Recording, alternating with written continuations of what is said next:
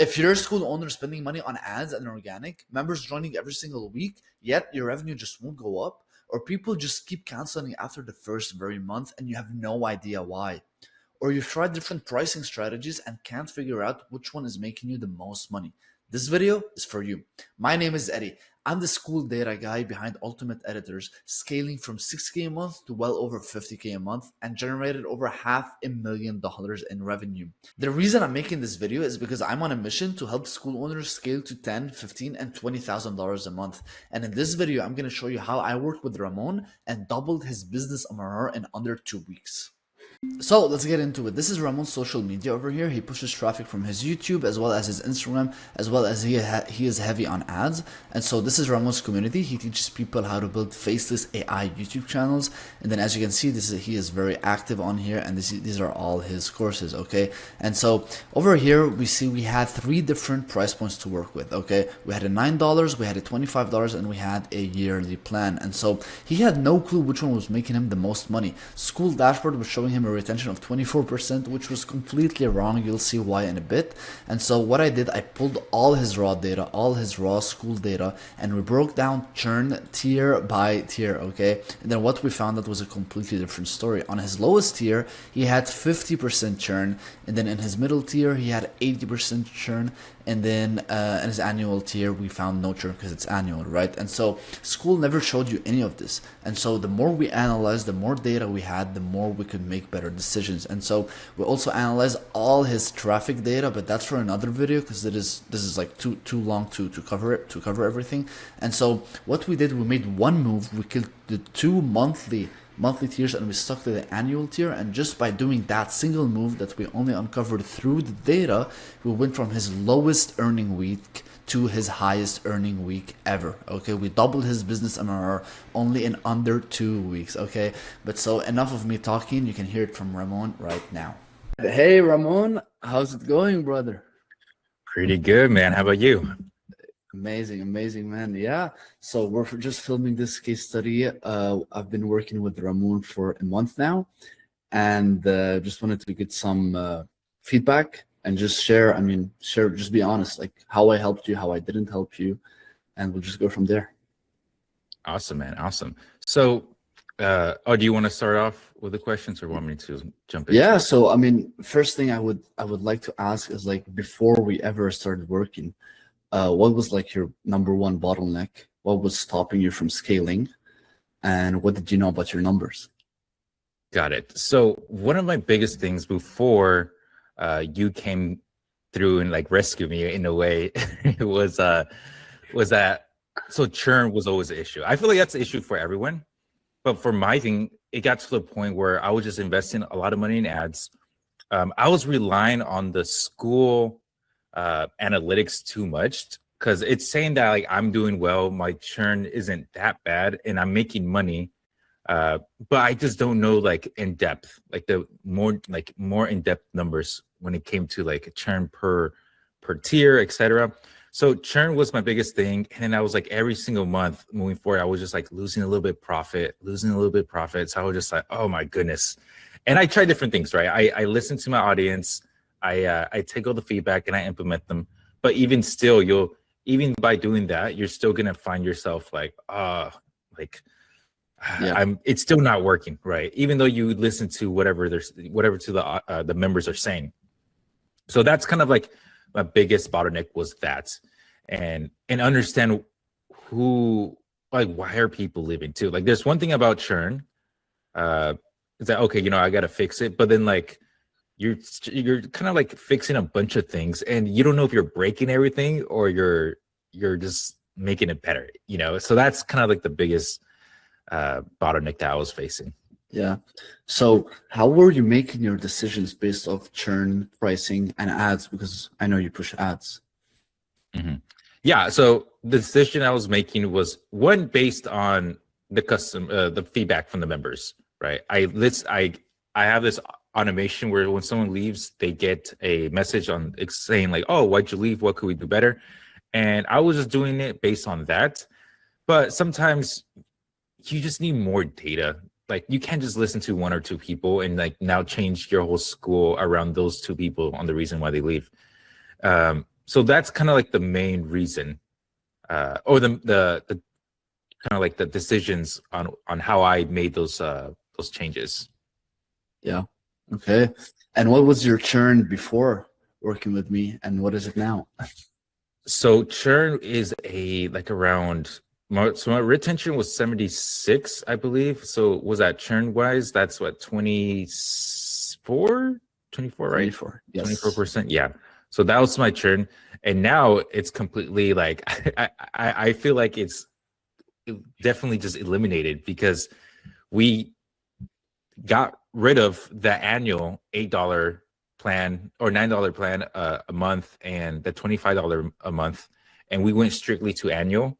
And thinking, and I remember telling you this, that, oh man, I don't know this is the right move. A little nervous because I'm not gonna get that dopamine hit of getting like those low ticket sales. But when we switched to annual, which was your advice, it definitely, after a week, we definitely see the numbers, and it definitely made sense. So that churn completely, like based on that, churn went to 0, just sticking to annual. Yeah, no, that's awesome. And then, like, outside of what we did with your community, I mean, I'm sure you get lots of cool DMs, right? So what made you go with me? So your approach to everything, like I like your whole analytic approach. I don't know if that's your background, is in like numbers and all that stuff, but your approach of just like, hey, I'm not doing a sales call or anything. I genuinely want to help you out. That approach is just so more warm, more inviting than everyone else that just like, hey, like, it's funny because I get cold emails like this all the time. I'm just like, hey, you're leaving hundreds of thousands of dollars like off the table. So like they're just pointing out all the mistakes that I do, right? And they're like, oh, we could solve this with this crazy offer. You're gonna be a billionaire after. So it's like ridiculous claims. As in you take this approach of just like listening to me, diagnosing me first, which is super valuable and incredible because, first of all, that's super valuable. People will pay thousands of dollars and you're doing it for free. And you kind of point out the mistakes because it's hard to, how do you say, like reach out to hundreds of people saying like what you did wrong. Like the solution is not simple, right? It's so tailored to everyone. And the fact that you do a whole diagnose and you kind of break down my school community and see the potholes in there, that's super valuable. And that's what made you different than everyone else. Yeah. So I mean, what stopped you from like finding these numbers on your own? Because you mentioned your churn was 24%, but then when we dug deeper into your tiers, we found something completely different, right? Your churn numbers were different across the tiers. Yeah. So why couldn't you see that before on your own? And like, what changed after you saw that? Well, one, I was just like relying on the school analytics, and that's kind of it's like a repeatable theme that I'm going to be saying over and over again.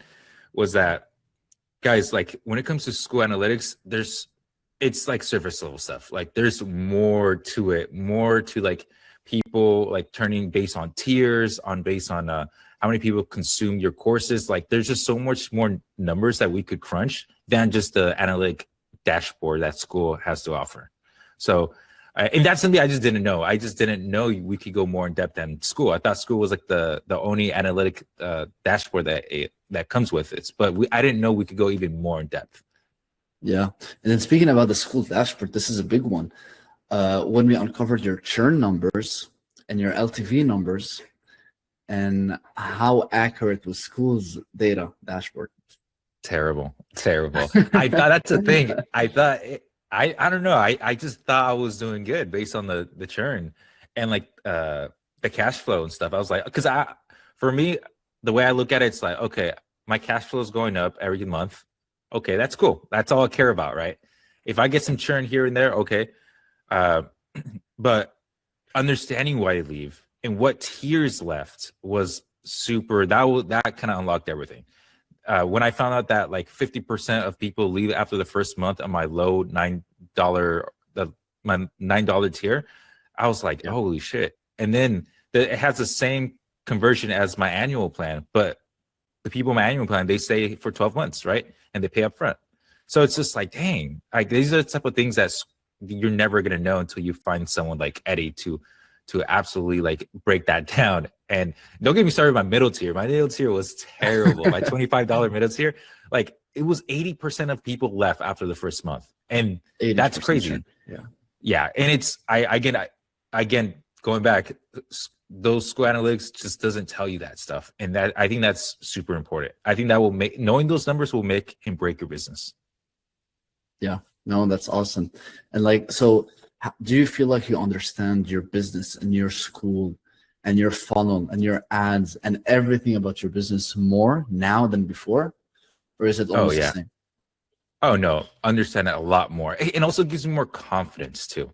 You know, once you know your audience more and you know their buying behaviors and what tiers they lean more towards others, you start getting more confident. Like for me, I didn't thought I was gonna sell like a like $97 an annual. I thought for me that was a lot, right? But it just gave me the confidence. Looking at the data, I was like, no, like, you know, $97 annual. That's people are willing to pay for that more than the $9 tier. So which is crazy, but it's that confidence and it's understanding your buyer and positioning and that will help me position my ads even better. Now that I know my ideal audience, my ideal member, and their psychographics and how much money they're willing to spend, I could use that information to tailor my ads even better. Okay, awesome.